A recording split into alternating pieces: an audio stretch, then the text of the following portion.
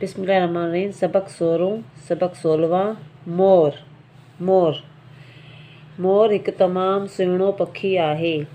मोर एक निहायत ख़ूबसूरत परिंदा है। संदसि ॻिची डिघी ऐं नीरे रंग जी थींदी आहे। इसकी गर्दन लंबी और नीले रंग की होती है। हिन जे मथे ते हिकु चोटी थींदी आहे। इसके सर पर एक चोटी होती है या ताज होता है, जंहिंखे कलंगी चइबो आहे, जिसको कलंगी कहा जाता है। इन करे हिन जो मथो ॾाढो सुहिणो ॾिसण में ईंदो आहे। इसीलिए इसका सर बहुत ज़्यादा खूबसूरत दिखाई देता है। मोर जो पुछ डिघो थींदो आहे। मोर की दुम लंबी होती है, जंहिंमें तमामु सुहिणा खंभ हूंदा आहिनि, जिसमें निहायत खूबसूरत पर होते हैं।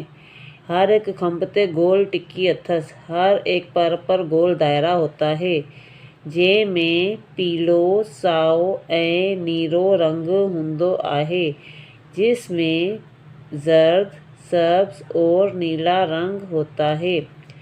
इन्हनि टिकियनि जे करे मोर जे खंभनि में ॾाढी सूंह थिए थी। इन दायरों की वजह से मोर के परों में निहायत खूबसूरती होती है। मोर जी मादी खे डेल चइबो आहे। मोर की मादा को मोरनी कहा जाता है। जॾहिं मोर खुशी में ईंदो आहे, जब मोर खुशी में आता है, तॾहिं नचण लॻंदो आहे। तब नाचना शुरू हो जाता है ऐं पंहिंजा पुछ वारा खंभ उभा करे टेड़ींदो आहे और अपने दुम वाले पर खड़े करके खोल देता है।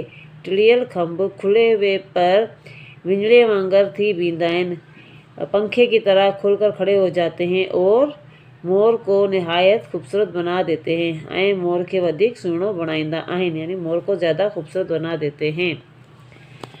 बाकी सारी एक्सरसाइज मैंने आगे दी हुई है। वीडियो को पूरा देखना, लाइक, शेयर और सब्सक्राइब करना ना भूलना। अल्लाह हाफिज़।